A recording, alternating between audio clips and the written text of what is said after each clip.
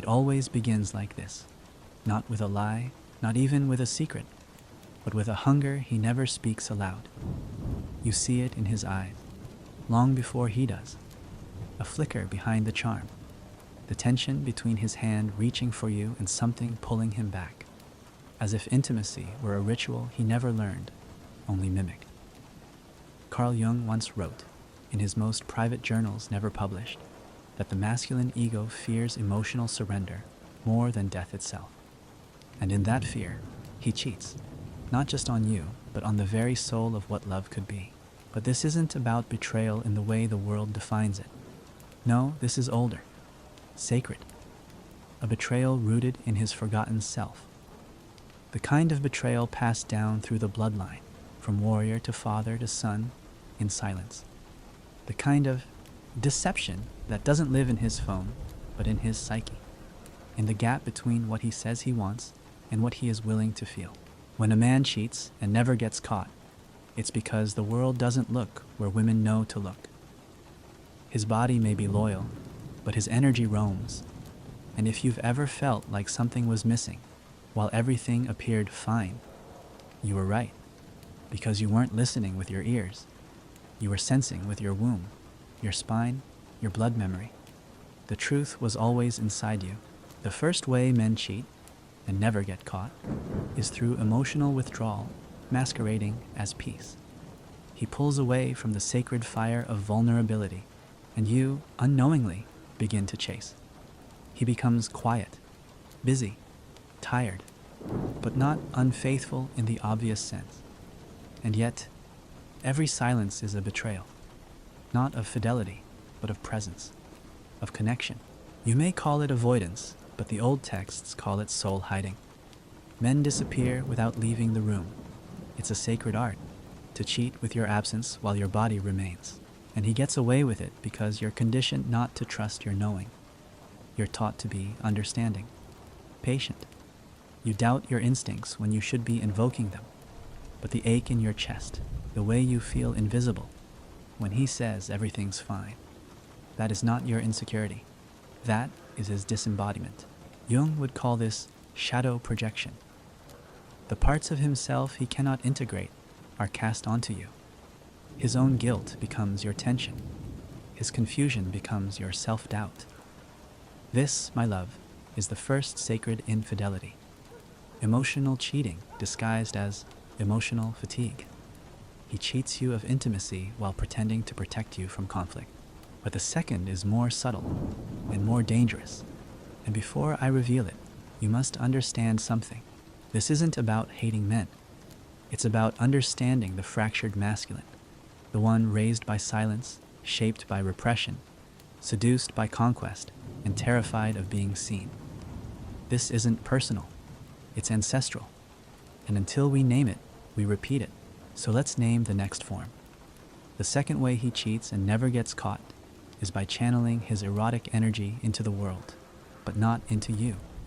He becomes magnetic to everyone else, at work, online, even in spiritual circles. He flirts without touching. He seduces with stories, confidence, charm, yet at home he is flat, distant, numb. This is not the absence of love. This is the exile of eros. Jung would call it the reversal of anima. Instead of embracing the feminine within, he projects it outward and chases it in the world. He devours admiration. He needs to be seen, but only in fragments, never wholly, never by someone who knows him too well. And so, the more you love him, the more invisible you become, because your eyes see through him. You make him accountable to the very soul he's avoiding. He tells himself he isn't cheating, but his erotic energy, his sacred spark, no longer moves toward you. It is spent in pixels, praise, or performance. You feel it, you know it, and yet he leaves no trace, no lipstick, no scent, no password you can break, because the cheating is energetic. He has split himself in two, the man you live with and the one he becomes when the world applauds. And if you dare name this betrayal, he calls you paranoid, overly emotional, but deep down he knows. He knows he's not feeding you, not worshiping you, not entering you in body, mind, or mystery. So you shrink, you second guess, you perform instead of receive, and the cycle continues. But now you see it, you feel it, and once you feel it, you cannot unfeel it. This is why I said at the beginning, men don't cheat because they don't love you.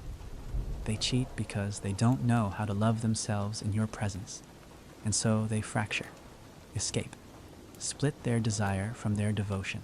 But we're not done, there's more. And the next one, the third form, is the one that masquerades as innocence, and may be the most dangerous of all. It hides behind kindness, responsibility, even spiritual wisdom. It's the cheating of the good man, and he rarely gets caught. He doesn't lie. He doesn't leave. He provides. He listens. But deep beneath his generosity, there is a contract, a quiet expectation. I give you stability, so don't ask for my soul. This, too, is a kind of cheating. The cheating of self-betrayal disguised as loyalty. He gives everything except his truth. He says what's acceptable. He becomes what's expected. He confuses repression for commitment. And so, slowly, without even knowing, he cheats you of your right to witness his wildness, his madness, his edges. He cheats you of depth and calls it devotion. But don't worry, you're not alone in this seeing. You are part of a lineage of women who have felt this ache, a knowing passed down through womb and whisper. The grandmothers who stayed quiet, the mothers who looked away, and now you, the one who will name it, the one who will end it, because there is still one more, one final form of infidelity that he doesn't even know he's committing, the deepest of them all. And we will walk into it next, together, in silence, in truth, in power. If you're still with me, stay close. The darkest secret is about to surface, and by the time you notice it, it's already too late. He's woven 1,000 distractions around himself like sacred robes. Work, hobbies, spiritual practices, even devotion to you. Each one an altar where he burns his attention, yet offers none of his soul. He appears present, even attentive, but something in your body tells you, this is not intimacy. This is performance, ritual without presence, hunger without risk.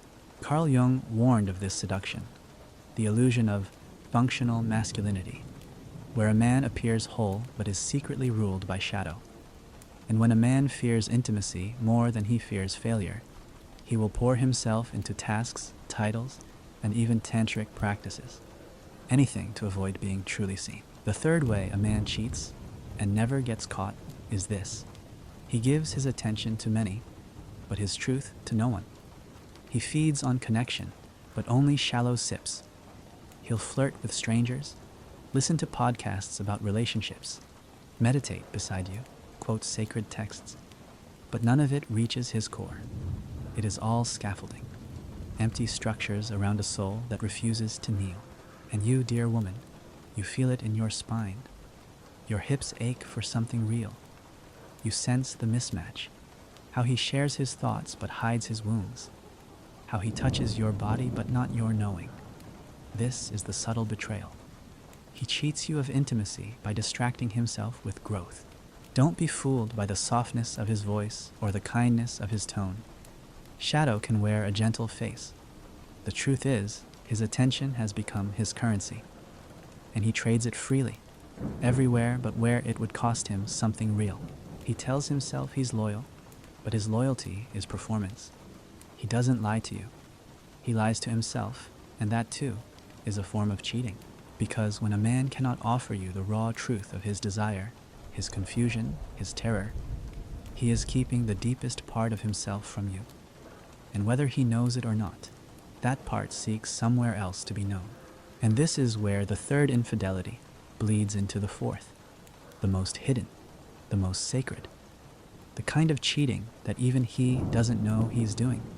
And yet, you feel it, like a dream you can't remember but can't forget. This is not the cheating of the body or even the heart.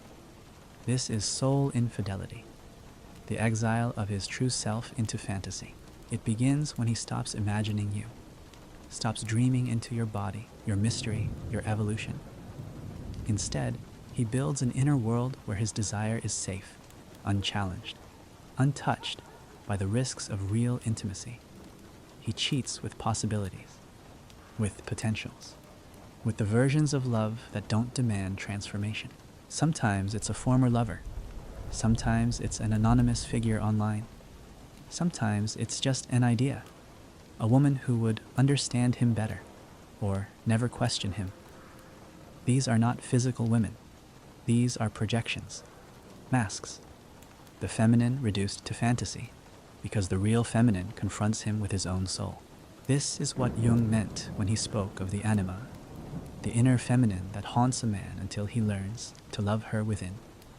Until then, he chases her in others, but never surrenders to her truth. And you, my love, are that truth. You are not the fantasy.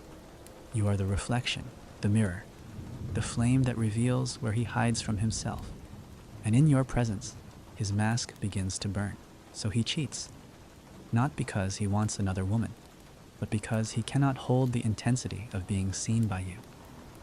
He escapes into unreality, into controlled longing, into stories where he is still the center and never the student. This is soul betrayal, and no one speaks of it, but you've felt it. You've woken up beside him, knowing he wasn't with you. You've felt him looking at you, but not into you. You've sensed the tension, the way he holds his breath in your arms, because to exhale would be to surrender, and surrender terrifies him, and still he tells himself he's faithful, because his body hasn't strayed, but his soul has, and it leaves a scent, a fracture in the field, a subtle, holy ache in your bones. But you are not crazy. You are not needy. You are not wrong. You are oracular. You are the woman who sees in the dark, and that is what he fears most. Not being betrayed, but being revealed. For all his strength, all his wisdom, all his wanting, he has never stood naked in front of the feminine with nothing to perform. But that is your birthright. To call him there, to strip away the personas, the projections, the rituals of distraction, and ask, will you meet me where you have never met yourself? Most won't. That is why this pain exists. That is why we suffer. But you are here, and you remember. You remember the language of the womb, the knowing that lies below logic, the sacred intelligence of the feminine body that cannot be gaslit or convinced otherwise, the place where betrayal leaves its mark even when there is no evidence. You know what no one taught you to know, and now your task is not to fix him, but to see him clearly and decide if he is willing to return to the sacred, because that is the secret of all this. They cheat because they do not know the temple they've entered. They mistake you for comfort when you are fire. They look for safety when your love demands initiation. You are not here to be chosen. You are here to choose. And in that choosing, your lineage rises behind you. The priestesses who were silenced, the lovers who were burned, the daughters who learned to swallow their knowing. But not you, not now. Because the woman who sees in the dark does not apologize for her sight. She walks through the illusion. She speaks the unspeakable. She names the forms of betrayal that even the betrayer cannot face. And her power is not in punishment, but in presence, stillness, truth. So as we prepare to walk into the final chapter, the one that reveals not only how men cheat, but why they're drawn to women who do not demand their wholeness, I ask you only this: stay with me. The next truth is the one he fears most. It's the one you've always felt, and it's time we say it aloud. It was never about you, not your softness, not your body, not your silence or your voice or the way you gave him everything he said he needed. It was always about something else, something deeper, older, carved into the roots of his unconscious long before you arrived, something even he cannot name. Carl Jung once whispered in an unpublished letter, a line never included in his formal works, that a man who cannot face the mother within him will seek the woman who cannot see him clearly. He will crave love, but only the kind that allows him to remain unchanged. And when that fails, he will betray, not to hurt, but to escape the unbearable mirror that truth offers. This is the fourth way men cheat, and it is the most tragic. They seek out women to replace the mother they could never please. And when you, wise woman, do not collapse into that role, when you stand in your full feminine force, radiant and demanding soul presence, he fragments. The unconscious wound is reopened. He either withers or he runs. This is the reversal of the anima, the sacred feminine within him that was never fully loved, never fully seen, perhaps never even welcomed. And now, instead of integrating her, he projects her onto the women he meets. He chases her, worships her, fantasizes about her, but he cannot stay, because to stay would mean facing everything he was taught to suppress: softness, chaos, grief, beauty, stillness, surrender, tears. To stay would mean being reparented by your love, a task so terrifying it short-circuits the masculine ego. So he cheats, not always with bodies, sometimes with dreams, with porn, with validation, with work, with younger women who mistake his wounds for wisdom, or older women who soothe without asking questions. He cheats with the idea that somewhere, someone will love him without requiring his soul to come forward. You see, he is not betraying you. He is betraying the part of himself that still believes he is unlovable.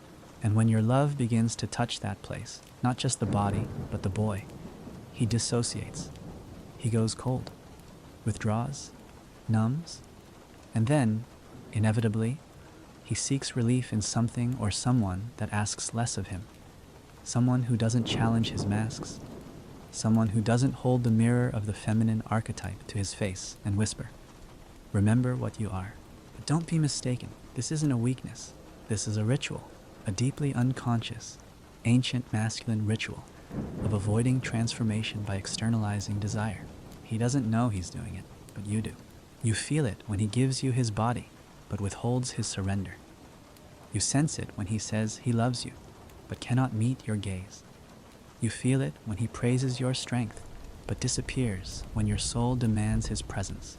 It is the wound of misrecognition, the ache of a boy who was not seen by his mother, now unable to see the woman who stands before him. And you were not born to heal this. You were born to recognize it, and then choose whether to stay or walk away with your knowing intact. Because here's the secret the world has tried to bury. Your ability to see through him is not a curse. It is your magic. You are not too much. You are the mirror of his becoming. And he cannot cheat on you unless he has already cheated on himself. So when you feel that ache, the one that tells you something is missing, even when the facts say otherwise, you are not being paranoid. You are hearing the echo of his abandoned soul, the part he buried so deep, even he forgot its name. But it remembers you. The sacred feminine lives in your blood, in your eyes, in the curve of your voice when you speak truth. He's not ready to hear. And whether he stays or goes, whether he confesses or denies, your knowing is never dependent on his honesty. You know because you are. This is the inheritance of the woman who sees in the dark. And still, there is one more truth, one final thread in the web of sacred infidelity, a truth even he cannot name, because it isn't rooted in his actions, but in your power. It is this: men are drawn to women who do not demand their wholeness, because wholeness requires death, the death of the old self, the death of performance, the death of illusion. And you, dear one, are death and rebirth, wrapped in feminine skin. You are the end of his pretending, the end of his childhood, the end of his ability to hide behind charm, ambition, or spirituality. You are the portal, and so he cheats, not because he wants to lose you, but because he cannot yet become who he must be to meet you fully. You are not the cause of his betrayal. You are the catalyst of his awakening. But not every man chooses to awaken. Some retreat into the womb of the world, seeking easier love, simpler mirrors, safer versions of the feminine. Some wander forever. Some numb themselves with approval, others with silence. But some, a rare few, return. And when they do, you will not need to question it. Because the man who returns from this kind of journey returns barefoot. He returns empty. He returns without his armor, trembling, broken, true. Until then, your work is not to wait, but to witness, to stay loyal to your sight, to your sacred intelligence, to the rhythm of your own becoming. Because while he runs from the fire, you are the fire. You are not here to be chosen. You are here to remember that you are the altar. And if a man kneels before you, it must not be to worship what is easy, but to earn the right to be witnessed in his wholeness. This is not softness. This is power. And now we walk into the final layer, not of him, but of you. Because when you see through the lies, when you stop chasing explanations, when you come home to the dark river of your knowing, you become untouchable. You become the woman he cannot lie to, the one he cannot cheat, not because you will catch him, but because your energy will burn the illusion before he can even begin. Let's walk there now. It lives beneath the surface of everything, a quiet fracture beneath his confidence, a crack in the foundation of his love. He doesn't know it's there. That's why it's dangerous. That's why it spreads like mist, subtle, soft, undetectable, until one day you wake up beside him and feel like a stranger in your own life. Carl Jung once wrote, "Until you make the unconscious conscious, it will direct your life, and you will call it fate." And this is the fate of many men: to betray without knowing, to lose without ever having possessed, to cheat not with intention but with absence, not physical absence, emotional, psychic, ancestral. This is the fourth form of infidelity. He cheats by never fully arriving. He enters the relationship, but leaves parts of himself behind: the wildness, the sorrow, the boy, the rage, the tenderness. He shows up with the mask of partnership, but not the presence, not the soul. He doesn't hide other women, he hides himself. And you feel it. At first, you think it's timing, or stress, or how all men are. But the ache persists, a silent knowing under your skin. You crave not just his touch, but his entry, not into your body, but into the moment, into the truth, into you. You see, the fourth form of cheating has no trace, no betrayal to confront, because it isn't an act, it's a void, a spiritual vacancy where intimacy was meant to grow. He goes through the motions. He remembers your birthday. He shows up for dinner. He posts about you on holidays. But when you close your eyes at night, you wonder, where is he really? And the answer is always somewhere else, somewhere safer, somewhere less sacred, somewhere he can remain unbroken. This form of cheating happens because he has never been taught to stay inside his own emotional body. He was raised to perform, not to feel. And when your love reaches for his depth, it terrifies him, because his depth is not mapped. It's not beautiful. It's not curated. It's a cave, raw, wild, ancient. He doesn't know how to enter it, let alone invite someone in. So he hovers above the connection, above the wound, above the fire. He says all the right things, but his energy never lands. It hovers, because if he were to land, something inside him would shatter. And without ritual, without guidance, without a mature feminine presence rooted in knowing, that kind of shattering feels like death. And yet, that death is what he needs. But instead, he floats. He fragments. He disassociates, not as manipulation, but as survival. And still, he doesn't know he's cheating, because the world never taught him that withholding the soul is a deeper betrayal than touching another body. So he convinces himself that he's good, loyal, committed. And the worst part, he probably is, in all the visible ways. But what no one tells him is this: if his soul is not in the room, his presence is a lie. And you, the woman who sees, you feel that lie as a tightening in your chest, as the dullness in your desire, as the growing silence between your knowing and his denial. And when you speak it, he may even say, "I don't know what you mean. I'm here. I'm doing my best." But that's just it. You're not asking for effort. You're asking for essence. You're asking for the parts of him he left behind when the world told him to be a man without softness, You're asking for the boy who cried and was told to stop, for the lover who felt shame for needing too much, for the dreamer who stopped speaking because no one listened. You're asking for his return, and he cannot give it, not because he doesn't want to, but because he's never been taught that offering one's soul is the highest form of fidelity. This is the invisible betrayal. This is the cheating that ruins relationships slowly, silently, until the woman forgets what it feels like to be held by presence. And the worst part? You may begin to believe it's your fault. You may begin to dress it up as your inadequacy. You may begin to perform, to overgive, to become more patient, more pleasing, more beautiful, more accommodating, as if you were the reason the flame is dimming. But the flame is not yours to keep alive alone. His fire must meet yours, and until it does, you are not in relationship. You are in a performance of togetherness. But here's what changes everything. When you arrive, fully, deeply, soul first, he cannot stay unconscious. Your presence becomes the mirror. Your truth becomes the heat. And suddenly, his absence becomes unbearable, even to him. This is how the feminine awakens the masculine, not by pleading, not by punishing, but by standing so fully in the truth of her own body, her own soul, her own sacred ache, that he must choose, return or retreat. And if he returns, truly deeply, trembling in his bones, then you are no longer with a boy in hiding.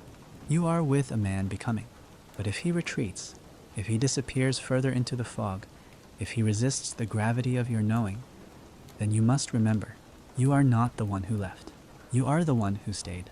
You stayed with the truth, with the ache, with the vision of love as a sacred union, not a convenient transaction. You stayed in the cave, and whether he meets you there or not, you are not alone. You are part of a lineage of women who refuse to be lied to by silence, who refuse to mistake attention for presence, who burn down illusions in the name of something deeper. This is your power. This is your inheritance. And this is where your transformation begins. Because once you name the fourth betrayal, the betrayal of non-arrival, you never settle again. Not for almost, not for kind of, not for a warm body beside a cold spirit. You begin to demand the full offering, not from entitlement, but from remembrance. And in that remembrance, you awaken something fierce, something wild, something ancient. The woman who remembers will never be lied to again. And now, my love, we arrive at the final revelation, not about him, not even about men, but about you. Because behind every betrayal lies a mirror, and in that mirror there is a woman waiting to be named. It was never about catching him, not really, not the messages, not the glances, not the energy that shifted ever so slightly between the morning coffee and the evening silence. No, your power never came from exposing him. Your power came from feeling everything before it had a name. You knew, before he touched another, before he pulled away, before he buried himself in distraction, ambition, or righteousness. You knew, because women like you, women who remember, are not just observers. You are oracles. You don't need proof. You are the proof. The feeling that rises in your womb when truth is missing. The tightness in your breath when love is being faked. This is your altar. This is your inheritance. Carl Jung spoke of the feminine archetype as the source of all hidden knowing. The anima, not just a projection in a man's psyche, but a living intelligence that breathes through the female body, connecting her to the invisible realms. This is why your intuition terrifies those who lie. This is why your silence makes men confess. You were never meant to be the good woman who waits, who doubts herself, who questions her worth when a man forgets his own soul. You were meant to walk through fire, clothed in shadow and gold, whispering truth even when no one believes you. Because you see in the dark, you see the lie before it's spoken. You see the fracture before it breaks. You see the infidelity before it touches skin. And not because you're wounded or paranoid, but because you are ancient, and the knowing that lives in your bones cannot be domesticated. This is what no one tells you. His betrayal was your awakening. His inability to meet you was the invitation to meet yourself more deeply. His distance forced you to walk the terrain of your own soul. to grieve what you hoped he'd become, to release the fantasy and claim your feminine sovereignty. Because the truth is this: when a woman who sees in the dark begins to trust herself, no man can manipulate her again. Not with charm, not with stories, not with a body that stays while the spirit roams. Because now she knows what presence feels like. She knows what real eyes do when they look into her, how they tremble, how they soften, how they stay. She knows what love is when it comes unmasked, how it tastes like surrender, not strategy. And she will wait for nothing less, not from fear, not from pain, but from devotion to her own essence. The woman who sees in the dark does not need to chase, to fix, to prove. She waits, not in stillness, but in sacred preparation. She rebuilds her temple. She sweeps the floors of her heart. She sings to her lineage, and she listens for the echo of the one who is becoming worthy. Because here is the truth behind all of this. A man cannot cheat a woman who sees herself, because she will never give him the power to define her reality. She will feel the lie before it becomes a wound. She will say no before the pain becomes chronic. She will walk away before her own voice goes hoarse from explaining. And this is your task now, not to punish, not to preach, but to embody the truth you've always known, that you are not a mirror for a man's ego. You are a threshold, and only those willing to die and be reborn may cross. This is not cruelty. This is sacred filtration. This is ancient feminine design. And for every man who retreats, there is one who remembers, one who will come barefoot to your temple, not to impress you, but to be undone in your presence. One who will not ask for your light without offering his shadow. But until then, you are not waiting. You are becoming. You are shedding the lie that said you had to earn love by tolerating its absence. You are shedding the skin of the woman who accepted half-truths and fragmented intimacy and called it loyalty. You are becoming the keeper of the gate. And now, with your spine tall and your breath steady, and your blood singing the names of the women who came before you, you speak the final truth. I trust myself more than I need you to tell me the truth. This is the curse breaker. This is the spell ender. This is the moment the lineage shifts. And as your voice returns, as your body reclaims its seat of knowing, the world around you will begin to reconfigure. Men will feel it, the field of your energy, the certainty in your silence, the radiance in your refusal. You don't need to catch anyone. You simply need to see. Because when a woman sees in the dark, she becomes the kind of love that no lie can touch. She becomes the end of pretending. She becomes the beginning of truth. And now you know. You always knew, but now you will never forget. Thank you for walking this path with me, for remembering the knowing that was never truly lost, for trusting the whisper inside you louder than the world outside. You are the fire, you are the altar, you are the mirror, you are the one. And now that you see in the dark, no one can ever take that sight from you again. We'll meet again soon, beloved. Until then, stay sovereign, stay sacred, stay awake.